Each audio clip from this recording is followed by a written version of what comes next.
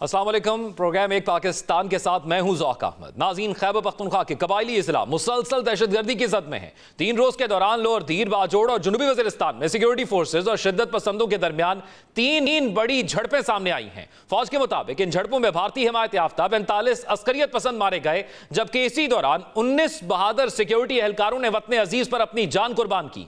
ये वाकयात एक बार फिर इस बात की याद दहानी कराते हैं कि दहशतगर्दी का खतरा मुसलसल बढ़ रहा है। इसी तनाजुर में आज वजीर आजम पाकिस्तान और field marshal chief of army staff Syed Asim Munir Bannu पहुंचे। बन्नू कंटोनमेंट में आर्मी चीफ ने वजीर आजम का इस्तकबाल किया। वजीर आजम और फील्ड मार्शल ने दहशतगर्दी से मुतल्लिक एक आला सतही इजलास में शिरकत की, जिसमें पेशावर कोर कमांडर ने इलाके की सिक्योरिटी सूरत हाल पर तफसीली ब्रीफिंग दी। वजीर आजम शहबाज शरीफ ने इस मौके पर कहा कि दहशतगर्दी का भरपूर जवाब दिया जाएगा और इस हवाले से किसी किस्म का इबहाम बर्दाश्त नहीं किया जाएगा।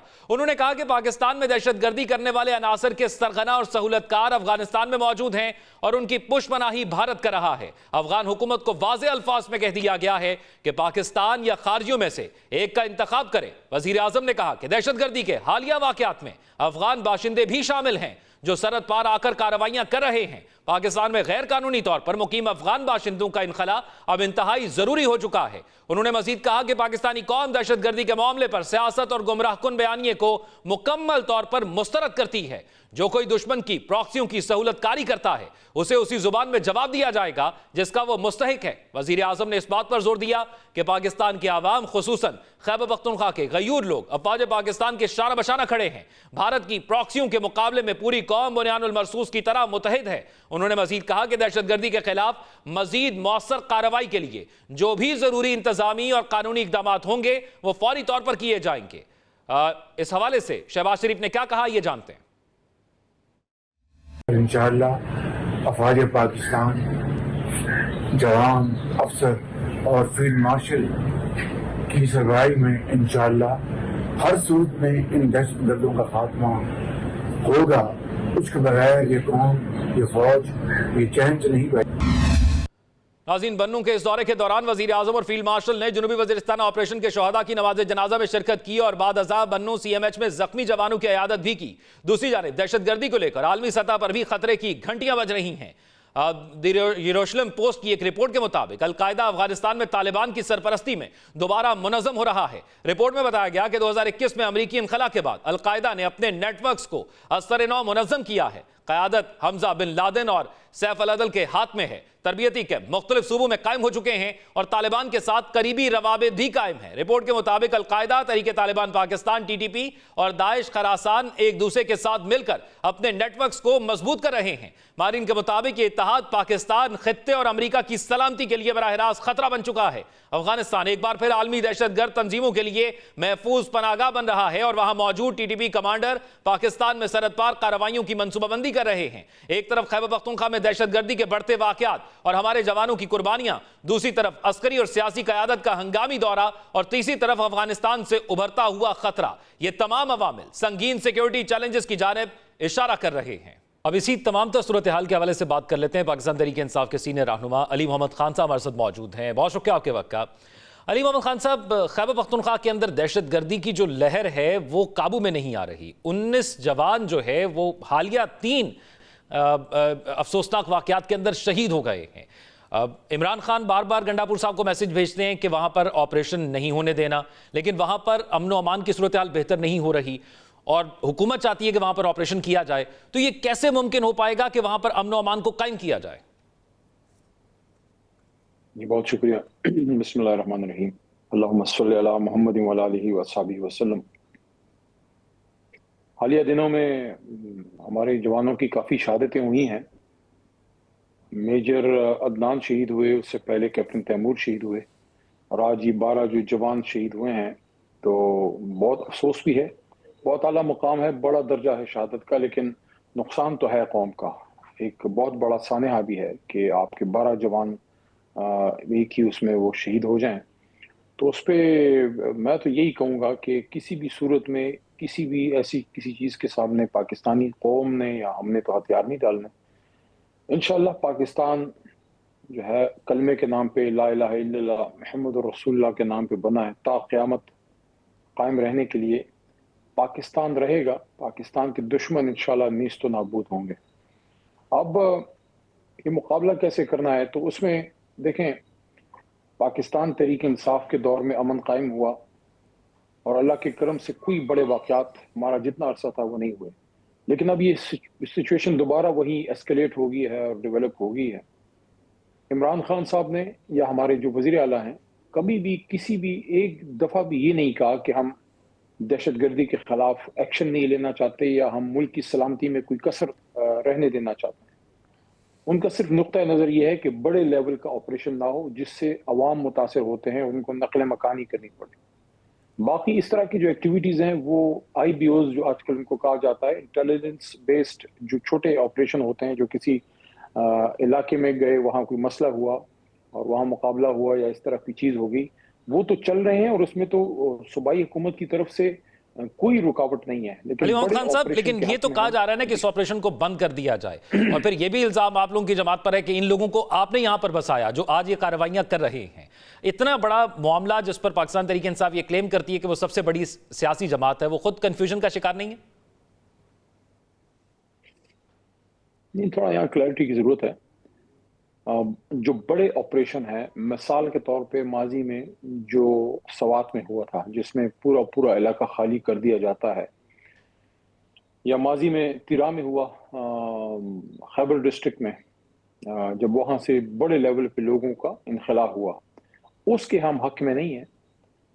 लेकिन जहां आप पे गोली चलती है, जहां लॉ एंड ऑर्डर का मसला है, वहां इंटेलिजेंस की बुनियाद पे, मालूमात की बुनियाद पे ऑपरेशन तो हो रहे हैं, हम तो उसको नहीं रोक रहे, बल्कि वहां से सूबाई हुकूमत तो ताउन करती है।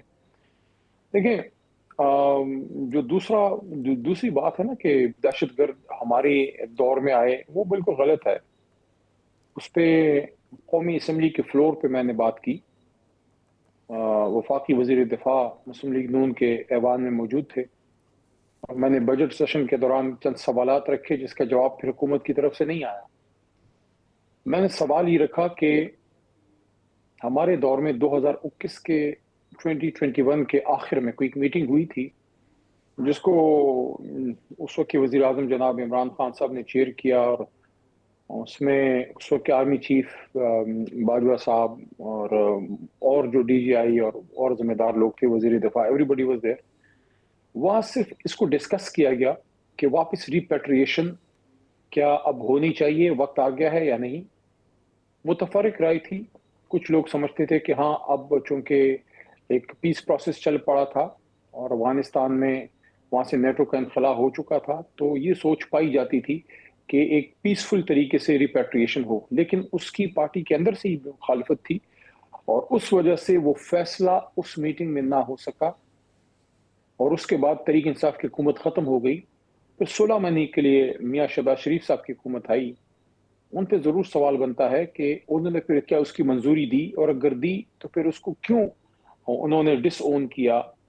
और उस वक्त बाजवा साहब चीफ थे, मियाँ साहब शहबाज साहब जो है वजीर आजम थे। तो सवाल तो उनसे बनता है, क्योंकि या तो फिर उन मीटिंग्स के मिनट्स पब्लिक कर दिए जाएं। ले आए मिनट्स जो इमरान खान ने बतौर वजीर आजम एक मीटिंग की थी जिसमें फैसला नहीं हुआ था रिपेट्रिएशन का, और फिर शहबाज साहब ने जो मीटिंग इसमें कन्वीन की। देखें, ये अब एक इस चीज में जाने का फायदा कोई नहीं। अब जो होना था इनके दौर में ये लोग कर चुके हैं।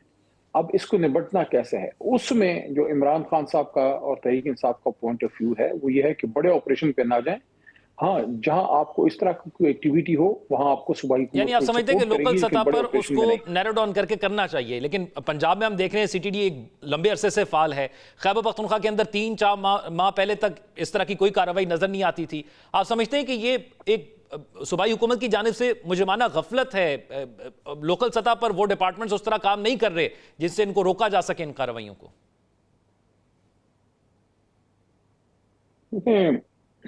एक तो इससे ज्यादा एक और अहम बात भी मैं करना चाहता हूँ, आपके सवाल का जवाब ही मैं दूंगा। सिर्फ मुख्तसर एक बात कर लूँ, साबिक वज़ीर आज़म जनाब इमरान खान साहब जेल में हैं। उनके क्रेडिट पे अफगानिस्तान और इस पूरे एरिया में अमन लाना है। हमारे दौर में एक पीसफुल इनखला हुआ, और ये मैं चैलेंज के साथ कहता हूँ कि जहां जहां सुपर पावर गई है, वैसे तो सुप्रीम पावर वो है ऊपर जो हमारा रब है, लेकिन जमीन पे बराए नाम खुदा तो बड़े फिरते हैं जो अपने आप को जमीनी खुदा कहते हैं। उनमें से एक अमेरिका भी है। जहां जहां ये लोग गए हैं, जब उनका उधर से इनखला हुआ है तो बड़ा खूनी वहां सिविल वॉर हुई है, और बहुत वहां तबाही फैली। चाहे वो यूएसएसआर जब टूटा, वो जब निकले सोवियत यूनियन वहां से, तो आपने देखा एक तकरीबन दहाई तक सिविल वॉर होती रही। इसी तरह इराक को देख लें, उसी तरह फिर आप अफ्रीकन कॉन्टिनेंट में जाके देख लें, वियतनाम देख लें, सारा ये बहुत बड़ी अचीवमेंट थी पाकिस्तान की। और मैं समझता हूँ उस वक्त की एस्टेब्लिशमेंट और हमारी हुकूमत सबका मुश्तरका कारनामा था। सीटीडी जब पर ये अली मोहम्मद खान पीसफुल साहब इनकलाब अपना नेटो पॉइंट ऑफ का व्यू हुआ, बताइएगा।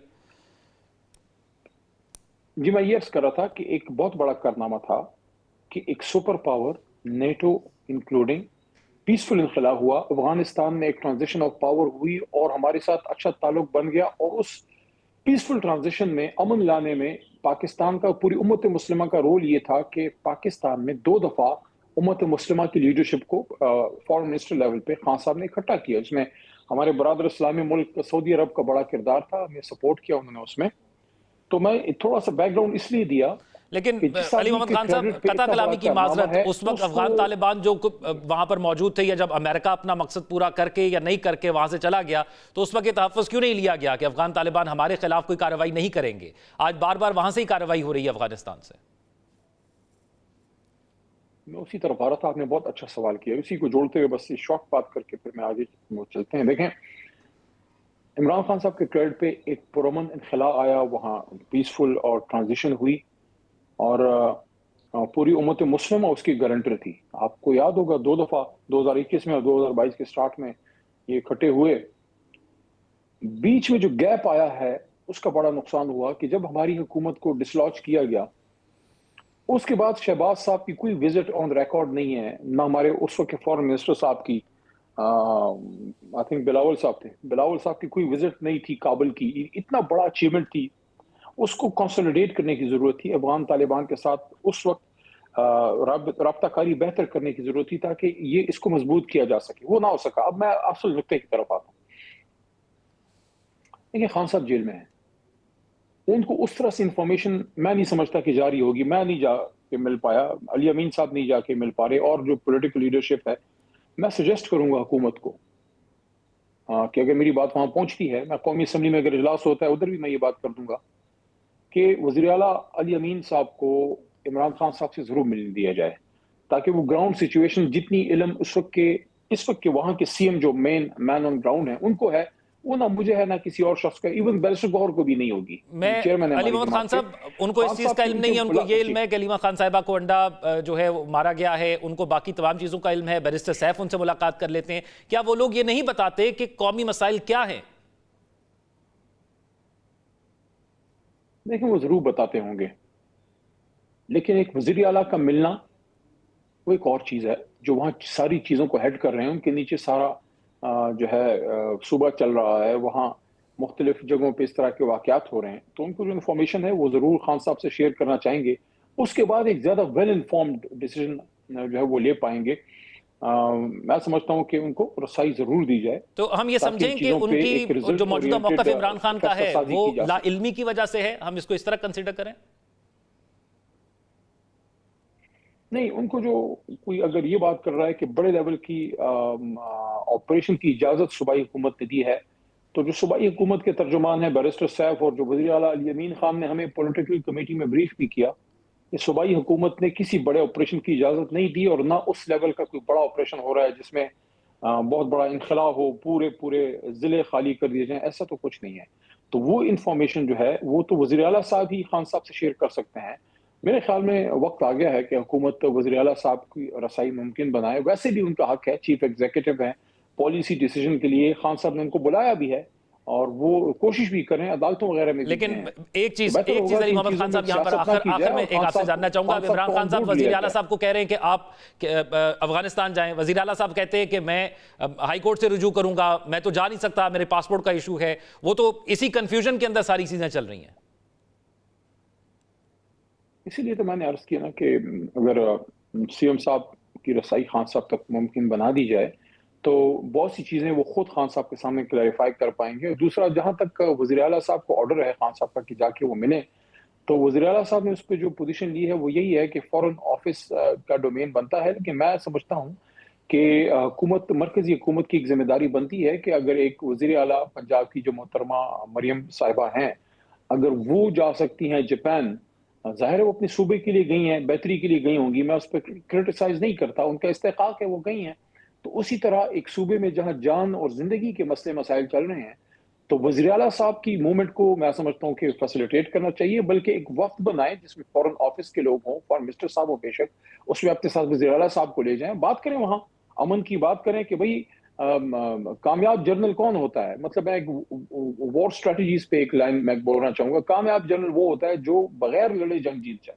अगर आपकी वहां इतना बड़ा एहसान है पाकिस्तान का उन पे कि एक पीसफुल इनखला में हमने मदद दी और काबुल में कोई खुरीजी नहीं हुई और अफगान तालिबान पीसफुली वहां आ गए, हमने उनको होस्ट किया, मेहमानदारी दी, जब पाकिस्तान में तशरीफ लाए, पूरी उम्मत मुस्लिम आई, तो अब उस चीज को हम क्यों ना कैपिटलाइज कर सके। ये सवाल तो इस हुकूमत से बनती है और इसके हैंडलर से बनती है कि आप लोग उस कामयाबी को कंटिन्यू क्यों नहीं कर सके। आपका एक बहुत बड़ा फॉरेन अफेयर्स का फेलियर है। आपका वजीर खारजा डरता था, उसको क्या मसला था? Why was बिलावल साहब not able to reach Kabul even once in his 16 months tenure? ये तो सवाल बनते हैं ना। हमारे दौर में एक बड़ा कोई वाकया बता दे, ना कोई ड्रोन हो रहा था, क्या हो रहा था? इमरान खान साहब के पास कोई जादू नहीं था, उन पे एतमाद था सबका। ठीक है, आप समझते हैं कि जो पॉलिसी आपकी हुकूमत में रही वही उसको आगे बढ़ाना चाहिए, जो पॉलिसी इस वक्त हुकूमत की है वो काम नहीं कर पा रही। बहुत शुक्रिया। अली मोहम्मद खान साहब हमारे साथ मौजूद थे और सूरत हाल के हवाले से अपनी राय का इजहार कर रहे थे। नाज़रीन, एक ब्रेक की तरफ चलते हैं, ब्रेक के बाद वापस आएंगे तो अहम मामले के हवाले से गुफ्तगू करेंगे। Stay with us. ब्रेक के बाद खुशामदीद नाज़रीन, अब बात करेंगे कल दुबई में होने वाले पाक भारत मैच की। पाक भारत जंग के बाद अब क्रिकेट का दंगल होगा कल। पाक भारत जंग के बाद पहली मर्तबा पाकिस्तान और भारत होंगे आमने सामने। कौन ले जाएगा बाजी और कौन करेगा शिकस्त का सामना? एशिया कप 2025 जारी है और इस टूर्नामेंट के छठे मैच में रिवायती हरीफ पाकिस्तान और भारत का टाकरा होने जा रहा है। और इस टाकरे के अंदर सिर्फ 2 पॉइंट्स की यह जंग नहीं होगी, बल्कि कल मैदान में हमें गैर रिवायती किस्म की सूरत हाल भी देखने को मिल सकती है। माजी में हम देख चुके हैं कि दोनों टीम्स के जब खिलाड़ी प्रैक्टिस सेशन में होते हैं या ग्राउंड में जाते हैं तो एक दूसरे के साथ मुसाफा करते हैं और एक दूसरे को मशवरे भी देते हैं। लेकिन शायद इस दफा ये तमाम सूरत हाल हम ना देख पाए। इसी तमाम तर सूरत हाल पर बात करने के लिए हमारे साथ उमर अकमल साहब स्टूडियो में मौजूद हैं। बहुत शुक्रिया उमर अकमल साहब, ये फरमाइएगा, कल का मैच बहुत हाइप है, पूरी दुनिया में रिपोर्ट हो रहा है कि पाकिस्तान भारत जंग के बाद अब सूरत हाल मुख्तलिफ है इस मैच के हवाले से। तो क्या देख रहे हैं कल मैच के हवाले से? गैर रवायती चीजें भी हमें देखने को मिलेंगी और कितना प्रेशर होगा कल ग्राउंड में? देखें, सबसे पहले तो हमें ये एक एज ए मैच आपको ये इसको इस तरीके से लेना है कि ये दोनों कंट्रीज तो देख ही रही हैं, ओवरऑल पूरी दुनिया देखेगी इस मैच को। इवन जौन साहब जिस कंट्री का आप नाम लेंगे ना वो भी ये मैच देखती है। क्यों कि जिस तरह के फैंस ग्राउंड्स में आते हैं और इवन पूरी दुनिया में पाकिस्तान और इंडिया के लोग जाते हैं वहाँ पे, जॉब्स करते हैं, काम करते हैं। जब इस तरह का मैच होता है तो वो एप्लीकेशन देना शुरू कर देते हैं कि भाई हम नहीं आएंगे जॉब पे, हमने मैच देखना है। तो ऑटोमेटिकली जो बड़ी बड़ी कंपनीज भी होती हैं तो वो भी इस चीज़ का मज़ा लेती हैं कि यार अगर इन्होंने एप्लीकेशन दी है तो ये क्यों दिया है, ये कितना बड़ा मैच है और कितनी बड़ी स्पोर्ट्स है। नो डाउट कि पूरी दुनिया में सॉकर देखी जाती है वह, और सॉकर पे वो ज़्यादा बिलीव करते हैं, लेकिन क्रिकेट दोनों मुल्कों में एक ऐसी चीज़ है कि दोनों मुल्कों को वो एक कर सकती है। ठीक है, और मेरा ख्याल है कि ये नहीं कि सिर्फ आईसीसी का कोई मैच हो तो तब इंडिया पाकिस्तान के मैच हों, या कोई एशिया कप का मैच हो तो तब इंडिया पाकिस्तान के मैच हों। ज़्यादा खुशी होगी जैसे पहले सीरीज होती थी कि पाकिस्तान जाके इंडिया खेलता था, इंडिया पाकिस्तान आके खेलता था। तो आप ये देखें कि उस वक्त स्टेडियम में टिकट्स अवेलेबल नहीं होते थे। अभी भी ऐसा ही है, अभी भी ऐसा ही है। जब इंडिया पाकिस्तान का मैच होता है तो क्यों ना दोनों कंट्रीज़ के जो हमारे बड़े हैं उनको ये सोचना चाहिए कि यार हमने इंडिया की टीम को बुलाना है, हमने पाकिस्तान की टीम वहाँ पे भेजनी है। इससे क्या होगा कि आपकी कंट्री की जो इनकम है वो बहुत ज़्यादा बूस्ट करेगी, आपका जो मीडिया है वो बहुत ज़्यादा बूस्ट करेगा। आपका ये समझ लें कि जो हमारी कंट्री के या उनकी कंट्री के जो हालात इतने अच्छे नहीं हैं वो भी अच्छे होंगे। जब आपके पास स्पॉन्सर्स बाहर के आएंगे, सारी आप कह लेंगे जितना भी पैसा होगा तो वो पाकिस्तान में आएगा, इंडिया में जाएगा, तो ऑटोमेटिकली आपकी कंट्री बहुत ऊपर जाएगी। अच्छा, अब बाबर आजम और रिजवान मौजूद नहीं हैं, दोनों एक्सपीरियंस प्लेयर हैं, T20 में उनके नंबर स्टैट्स भी अच्छे हैं, तो उनके बगैर जब टीम मैदान में उतरेगी तो कितना प्रेशर होगा और कितना मिस करेंगे हम? देखिए, अगर देखा जाए तो हमारा 2024 का जो वर्ल्ड कप है जो हम इंडिया के खिलाफ दुबई में जीते थे, वो रिजवान ने और बाबर ने ही विन किया था विदाउट विकेट बिल्कुल ऐसे ही है। एज ए ओपनर उन दोनों ने ही विन किया था। तो नो डाउट दोनों प्लेयर बड़े हैं, ठीक है, लेकिन एट द मोमेंट हमें आगे मूव ऑन करना है। वो किस तरीके से करना है कि अगर वो टीम में नहीं है तो इसका मतलब ये तो नहीं कि हम मैच खेलना छोड़ दें। भाई ये पाकिस्तान की टीम है, अगर उन्होंने नहीं परफॉर्म किया, अगर वो किसी वजह से नहीं सिलेक्ट हुए, तो इसका मतलब ये तो नहीं कि भाई हमने मैच ही नहीं खेलना या हमने मैच विन ही नहीं करना, परफॉर्म ही नहीं करना। ये तो उन प्लेयरों के लिए गोल्डन अपॉर्चुनिटी है कि भाई ये अगर बाहर हुए हैं तो हमें मौका मिला है, हमने ऐसा परफॉर्म करना है, क्योंकि ये मैच ऐसा है कि ये एक मैच इंसान को ऐसे लेके जाता है और एक मैच बेसमेंट में ले जाता है। आप खुद बड़ी टेंस सिचुएशंस में मैच खेलते रहे हैं, बड़े बड़े मैचेस आपने जितवाए भी। तो ये जो साइट है ये यंगस्टर्स की है या इसमें ऐसे प्लेयर्स हैं जिन्होंने शायद इंडिया के खिलाफ पहले नहीं भी खेला, तो वो क्या प्रेशर होता है और उस प्रेशर को कैसे डील किया जाता है? देखें, प्रेशर तो बहुत होगा, मैं आपको अभी से बता रहा हूँ। जैसे मैंने स्टार्टिंग में आपको बताया ना कि पूरी दुनिया में ये मैच देखा जाएगा, मीडिया फॉलो करेगा इसको, क्राउड जितना होगा आप कोई शायद क्योंकि मैं तो अल्हम्दुलिल्लाह इस तरह के क्राउड में खेला हुआ हूँ, जितना क्राउड होगा स्टेडियम में ये आपकी सोच है। और उसके बाद जब दोनों कंट्रीज़ का, पूरी दुनिया के मीडिया का प्रेशर होगा वो बहुत ज़्यादा होगा। प्लेयर इंसान तभी बनता है और बड़ा नाम तभी बनता है जब इंसान इन चीज़ों को हैंडल करता है। जब इन चीज़ों को इंसान हैंडल करेगा, नाम बड़ा होगा, तो ऑटोमेटिकली आप ये देख लीजिएगा कि वो प्लेयर भी ऑटोमेटिकली बहुत बड़ा बन जाए। तो हमारी स्ट्रेंथ आपको क्या लगता है मौजूदा जो टीम खेल रही है एशिया कप में? हमारी बॉलिंग ज़्यादा अच्छी स्ट्रेंथ है इसमें, स्पिनर्स ज़्यादा, उसमें फास्ट बॉलर शाहीन अफरीदी हैं, हारिस राव पिछला मैच में नहीं खेले लेकिन बेंच पर मौजूद थे, मुमकिन तौर पर हसन अली वहाँ पे बैठे, हसन अली बैठे हुए हैं। तो फास्ट बॉलर हमारी ज़्यादा स्ट्रेंथ होगी या हम देख रहे हैं कि पार्ट टाइमर्स और रेगुलर स्पिनर्स के साथ हम जा रहे हैं? मुकीम भी टीम के अंदर हैं, मैच खेल रहे हैं, फिर इब्रार खेल रहे हैं, फिर 2 पार्ट टाइमर स्पिनर्स हैं, स्पिन हमारी ज़्यादा बेहतर परफॉर्म कर सकती है। देखें, जो हमें विकेट का बिहेवियर लग रहा है पूरे टूर्नामेंट में और इससे पहले जो हमने ट्रायंगुलर सीरीज़ खेली है, तो वो ज़्यादा स्पिनर ही यूटिलाइज कर रहे हैं बैट्समैनों को और मुझे टफ टाइम दे रहे हैं बैट्समैनों को।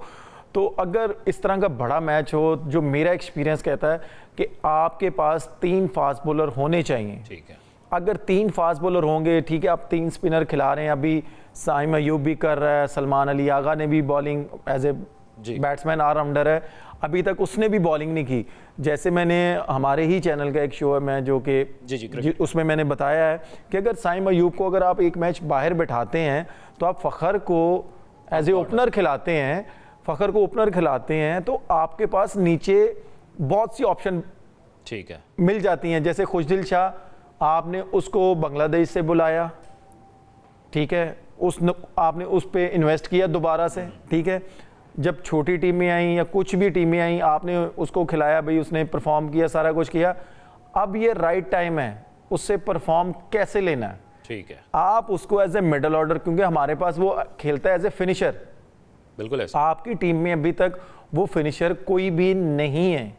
अगर आप उसको खिलाते हैं तो आप उसको सिर्फ एक चीज़ बताएं कि भाई आपने मैच हमें जितवाना है। हम पाकिस्तान क्रिकेट बोर्ड सेलेक्टर्स उनसे बात करें कि भाई अगर हमने आप पे इतना अरसा इन्वेस्ट किया है तो भाई ये राइट टाइम है, ये आपने हमें मैच जितवा के देना है।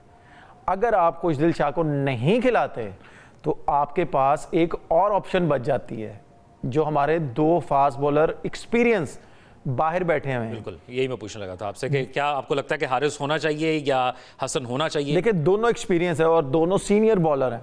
आप डिपेंड होता है कि जाहिर सी बात है आगे इंडिया की टीम है, इंडिया की टीम को ये पता होगा कि भाई अगर, क्योंकि ये मैच ऐसा होगा ये लास्ट बॉल तक जाएगा। आपको शायद याद होगा कि 2024 में हमारा जो आखिरी ओवर था वो मोहम्मद नवाज ने करवाया था। वो कैसे करवाया था कि वो है तो लेफ्ट आर्म स्पिनर, रिजवान पीछे चले गए और उसको बोल दिया गया कि भाई तू ये फास्ट बॉलिंग कर। और जब वो बॉलिंग करवाने के लिए आया था मैंने तो टीवी ऑफ कर दिया था कि यार हो गया। अगर आप ये देखें ना कि आपके पास 10 रन भी बचते हैं ना, तो फास्ट बॉलर आपके पास होता है ना जेन्युइन, तो आपको एक उम्मीद होती है कि भाई नहीं होने देगा। सईद अजमल साहब का भी देख चुके ऑस्ट्रेलिया के खिलाफ जो आखिरी ओवर में हुआ था। ठीक है, आपके पास एक उम्मीद होती है कि भाई आप कर सकते हैं, ठीक है, आप सेव कर सकते हैं, लेकिन इंडिया की टीम है, उनको ये पता है कि भाई अगर शाहीन को हमने ऊपर से यूटिलाइज कर लिया या फ़हीम को यूटिलाइज कर लिया, इनके पास 3 स्पिनर है, एक स्पिनर को भी हमने यूटिलाइज कर लिया, तो इनके पास लास्ट ओवर करने वाला कोई बॉलर नहीं होगा। अब इंडिया की टीम में आपको क्या लगता है कि सबसे ज़्यादा हमें वर्क किस पर करना चाहिए और किस को सबसे पहले कंट्रोल करना चाहिए? क्योंकि जो पहला मैच वो जीते हैं 10 की रन रेट हो गई है उनकी। मैं आपको वही यही चीज़ बता रहा हूँ ना, देखें उधर से उनके 2 मेन बॉलर्स हैं, जिसने जो एक कमबैक करा स्पिनर, ठीक है, उसके बाद बुमराह है, ठीक है। आप जितने भी पाकिस्तान के अगेंस्ट उसने मैच खेले हैं, आप उसकी रेशो निकाल के देख लें, उनका कप्तान उसको उस वक्त लेके आता है, उसके 4 ओवर ये नहीं है कि भाई कंटिन्यूस 4 ओवर कर देता है, वो उसको एक मेंटली प्रिपेयर किया गया है और उसको एक रोल दिया गया है कि भाई आप चाहे 1 ओवर में 20 खा लो, 25 खा लो, हमें आपकी 1 विकेट चाहिए 1 ओवर में। आप उसकी रेशियो निकाल के देख लें, जब भी वो आता है उसकी कोशिश होती है कि भाई मैंने विकेट लेनी है। हाँ, ख्वाह जैसे मैंने बोला है कि भाई चाहे 25 खाओ, 30 खाओ, 20 खाओ, वो स्कोर भी कंट्रोल करता है और वो विकेट भी लेकर यानी स्ट्रैटेजी इज इंपॉर्टेंट और हमें देखना होगा कि हमारी स्ट्रेंथ यहाँ पर कितनी है और क्या है। एक ब्रेक की तरफ हम चलते हैं, ब्रेक के बाद वापस आएंगे तो फिर एक और हम मामले के हवाले से बात करेंगे। Stay with us. ब्रेक के बाद खुशामदीद नाज़रीन। कराची से गिरफ्तार सीरियल रेपिस्ट के केस में एक पेशरफ सामने आई है। मुलजिम को 5 रोजा रिमांड पर पुलिस के हवाले कर दिया गया है। उस पर इल्जाम है कि 10 साल के दौरान उसने 100 कमसिन बच्चियों के साथ ज्यादती की है। यह मुलजिम 2 रोज कबल कराची के इलाके कयूमाबाद से पकड़ा गया था। इल्जाम यह है कि मुलजिम पैसे देकर बच्चियों को अपने कमरे में लाता था और उनके साथ ज्यादती करते हुए उनकी वीडियोज भी बनाता था। पुलिस के मुताबिक मुलजिम के मोबाइल फोन से बच्चों से ज्यादती की 100 से ज्यादा वीडियोज मिली हैं। एक USB भी बरामद हुई है जिसमें मुतादिद वीडियोज हैं। मजीद क्या अपडेट है, पुलिस की तफ्तीश में क्या कुछ सामने आया है, बात करेंगे DIG साउथ असद रजा साहब हमारे साथ मौजूद हैं। बहुत शुक्रिया असद साहब आपके वक्त का। ये फरमाइएगा अब तक की तफ्तीश में क्या कुछ सामने आया है, कैसे इस मुलजिम को गिरफ्तार किया गया और क्या क्या एविडेंस कलेक्ट किया गया है? जैसे कि मैं जिक्र कर रहा था कि जो बच्चों के साथ सेक्स क्राइम है वो एक ऐसा क्राइम है वो उसी सूरत में पनपता है कि जब जो ऑफेंडर है वो अपने विक्टिम के साथ एक बड़ा कंफर्टेबल रिलेशनशिप मेंटेन करता है। इसीलिए आप देखेंगे कि चाइल्ड सेक्स जो है वो ज़्यादातर उसकी अकरेंस जो है वो फैमिली सेटिंग्स के अंदर होती है। जो कई दफ़ा ऐसा होता है कि फैमिली के अंदर या फैमिली से एसोसिएटेड अफराद जो हैं वो बच्चों के साथ चाइल्ड सेक्स के मुर्तकब होते हैं। इस खास ऑफेंस के अंदर भी जो ये मकार मुलज़िम है, इसने बच्चों के साथ एक ऐसा ताल्लुक मेंटेन किया था या मेंटेन करने की कोशिश करता था। वो उसमें उसने जैसे कि उसकी एक ग्रोसरी की शॉप थी जहां पर वो कैंडीज और डिफरेंट स्वीट्स जो थी वो फरोख्त करता था और ऐसी सॉफ्ट ड्रिंक्स भी थी जिनकी बेसिस के ऊपर वो बच्चों को ल्योर करता था कि वो उसकी दुकान पर आएँ और बार बार उसकी दुकान पर आएँ। कई दफ़ा उनको वो जैसे इनाम के तौर पर या लॉटरी के तौर पर भी जो है बच्चों को इनवाइट करता था वहाँ पे, और उसने एक अपनी ख़ास मेंबरशिप बनाई हुई थी बच्चों की। तो बच्चे जो थे वो जब उसके पास आते थे तो फिर कभी कभार उनको वो ल्योर करके अपने करीबी रहायशगाह पे जो कि एक फ्लैट था वहाँ पर ले जाता था, जो कि बिल्कुल ही उसकी दुकान के साथ में मुल्हिका था, और वहाँ जाकर फिर वो बच्चों के साथ ये जो जराइम है वो करता था। पुलिस ने जैसे ही पुलिस को इसके बारे में इदराक हुआ तो पुलिस ने उसको ना सिर्फ गिरफ्तार किया बल्कि उसके कब्जे से जो जो मवाद हमें मिल सकता था जो उसकी प्रोसिक्यूशन में इस्तेमाल हो, जैसे कि वीडियोग्राफिक एविडेंस, उसके कपड़े और बाकी चीज़ें जो जो इसकी प्रोसिक्यूशन में हमें मदद दे सकती हैं, उनको हमने कब्जा पुलिस में ले लिया है, उसको प्रिजर्व कर रहे हैं। कुछ ऐसी चीज़ें हैं जिनको उनको फोरेंसिक्स करवा रहे हैं हम, और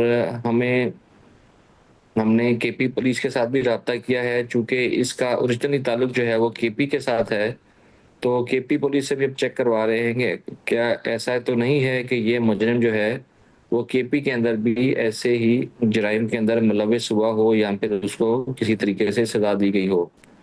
तो ये वो तमाम चीज़ें हैं कि जिनको पुलिस की जो स्पेशल सेक्सुअल ऑफेंसेस की टीम है वो इन्वेस्टिगेट भी कर रही है, डॉक्यूमेंट कर रही है, और हम कोशिश कर रहे हैं कि प्रोसिक्यूशन डिपार्टमेंट के साथ मिलके ऐसा मजबूत केस बनाएं ताकि इस मुजरिम को करार की सजा दिलवाई जा सके। अब ये फरमाइएगा असद साहब कि अब तक कितनी फैमिलीज जो हैं वो सामने आई हैं, कितने कंप्लेनेंट्स हैं और कितनी फैमिलीज एग्री कर रही हैं कि वो परसू करेंगी इस केस को?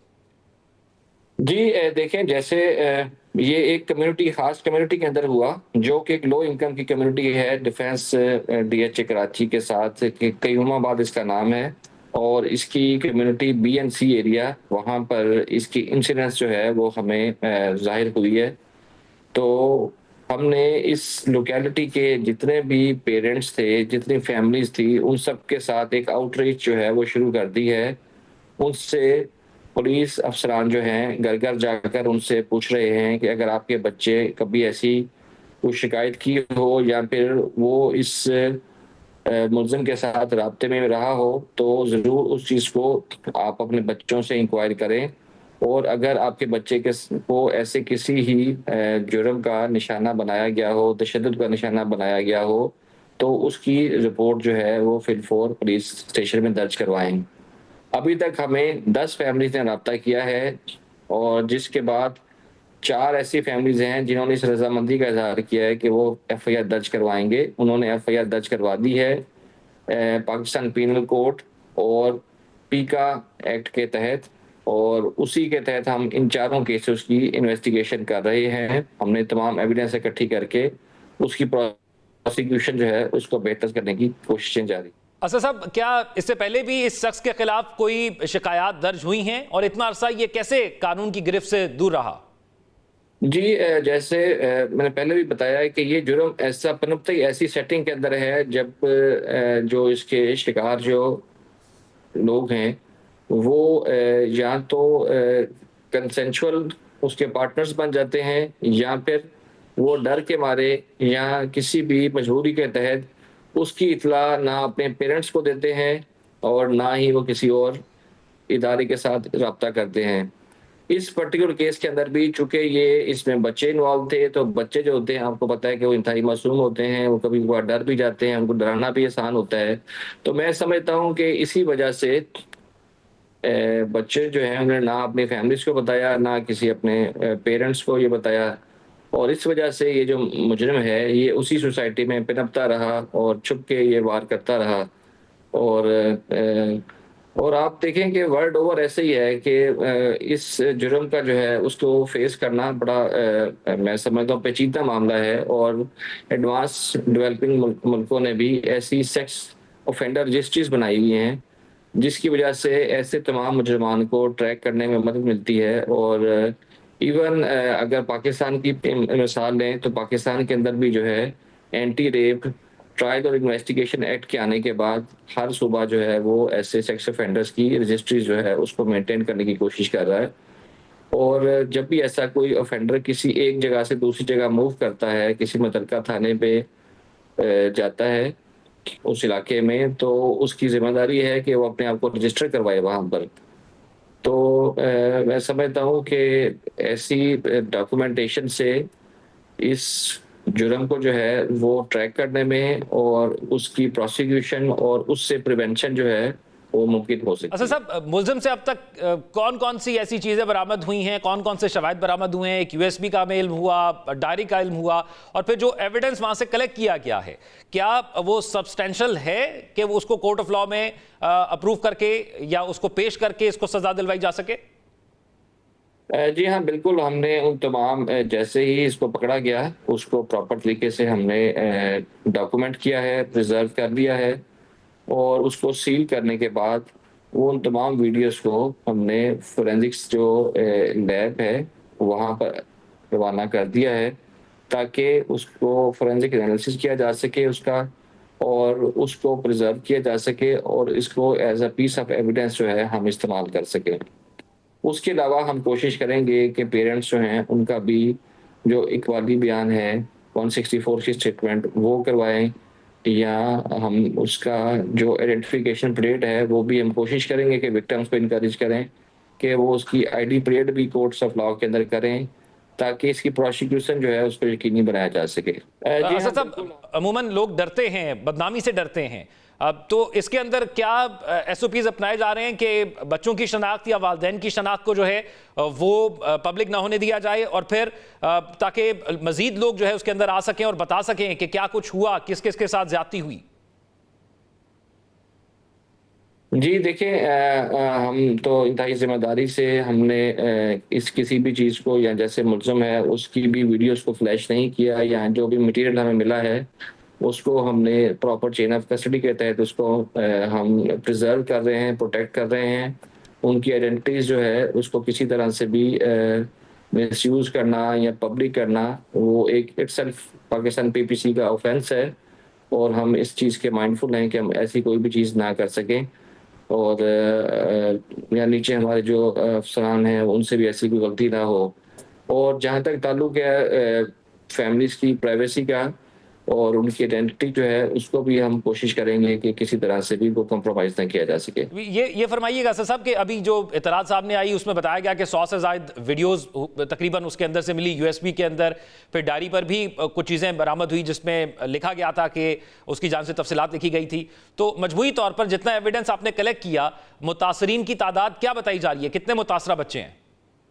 हमें अभी तक तकरीबन 100 के करीब ऐसी वीडियोस मिली हैं, और उनका हम एनालिसिस जैसे मैंने बताया करवा रहे हैं।